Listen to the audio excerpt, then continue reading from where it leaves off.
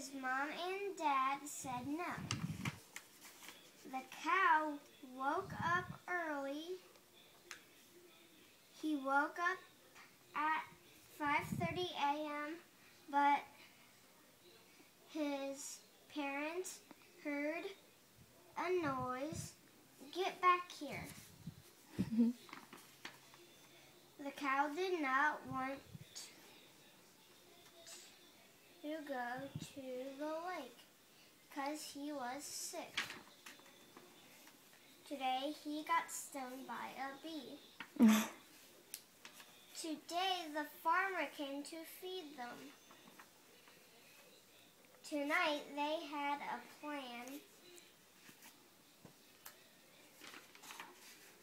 Today a buffalo came in today. Today it was his first day of school, a cow school.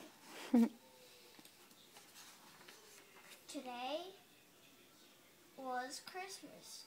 They had a play today. Oh, wow. Today was a special day.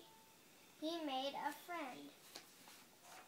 Today he reads books. The end. Good job, Bubba. About me. I like fish. I don't like shark